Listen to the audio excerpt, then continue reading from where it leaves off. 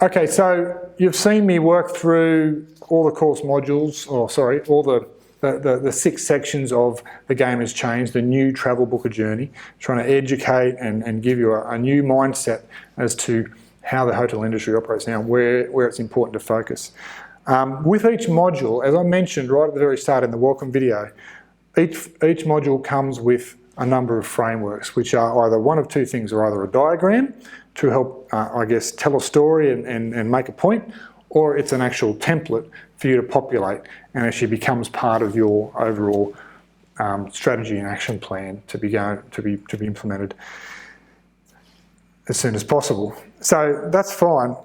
So when we talk about frameworks, I will populate them throughout the course, as I have done for this first module, but then I'll always go through and give you a quick summary at the end of what frameworks are included here. So let's kick it off. So the first framework you saw was the 4 shifts framework. This is just a diagram.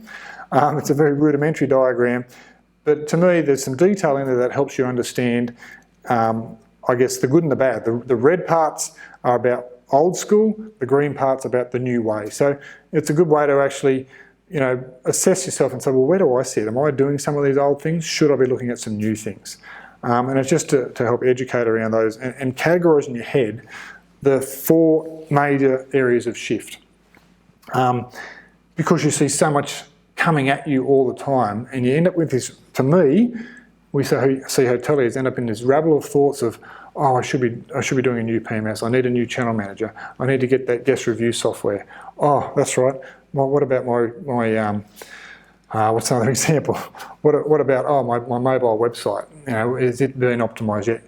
And my pricing, I haven't been doing that. What about my competitors? What are they doing? And you just end up in this rabble of thoughts, and it actually immobilises you to a point where you just don't do anything.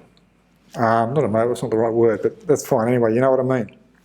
So that's just a diagram to help you understand, I guess, from our perspective, the shifts that we've seen over the last 5 or 10 years. The second one was statistically swamped. I went through those statistics with you. Have a good read there. Again, I've tried to break it into those 4 areas, the search, mobile, technology and social, to try and just hammer home the message around it. It has changed, and where everything fits. Try to make some sense of it for you. Then we had the 5 stages scorecard, so I've run you through the 5 stages, the tips within it. Do that audit your biggest competitor, audit yourself, identify some actions that you can take. The projects and programs audit, which I went through most recently, I think this is the culmination of all that education we've just taken you through, to really bucket things into those 4 areas and go, yeah, I really should be having an improvement program of some description in each of those 4 areas. Now that may be a short-term project, it may be an ongoing piece of work, but you should have something happening in each of those 4 areas at all times, because these areas are changing all the time, so you need to be changing all the time, and that's the point of having that framework. The final framework, and look, this is just a diagrammatic representation of it on the screen here, but there's a spreadsheet that you get that encompasses all these frameworks. So that file, you need to download that file, save it locally, and we want you to begin populating that. And we'd rather you save it into a Dropbox. We'll give you all the instructions for that, so we can actually be sharing, monitoring your information and giving you feedback on all this. So we're going to get a central location for this to be shared. But as you're updating it and we can review it over time, we want to keep all this together. This is a key one. Because what we do here at Hotel Rescue, and we mentioned it when I talked about our values in the welcome video, that we believe in growth. Growth in the terms of year-on-year growth. Not in, what do we do in April, can we do better in May? We don't measure like that. We measure May versus May, April versus April. It's always year-on-year, because the nature of the industry is it is cyclical. It is pattern-based to a large degree. Sure, big events come and go, and we need to be across those.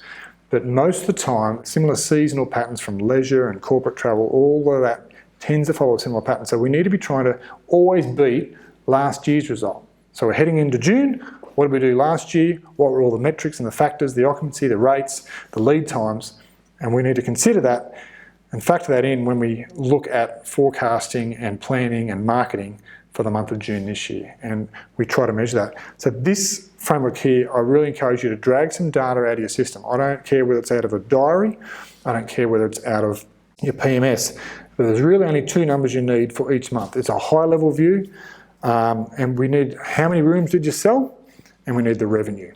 All right, we just need those 2 numbers for each month for the last 3 calendar years, populated in the yellow cells in these frameworks here, and that gives us the benchmark to then go, okay, where to from here?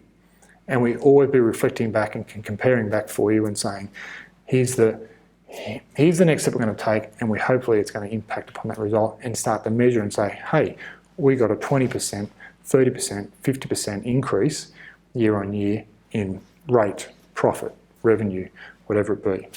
But unless we start with the baseline, that's why it's called the baseline numbers, we don't know what we're in for. Okay, so we really encourage you to fill out that particular baseline. That's the baseline numbers. That's what I would call one of the milestones of this module, is that you absolutely need to complete that framework. Okay, so that leaves us with, the content's done. I've ran you through the frameworks, and the final thing to do in this module, maybe now, maybe later, depending on where you're up to, whether this is your first run through the program or you're coming back for the second time round, is what we call the strategy and action selection. And from there, in this section here, I want to demonstrate to you in more detail on the screen about the strategies that are there for you to select based upon what we've just gone through in this module, that potentially you'll build into your master strategy and action plan.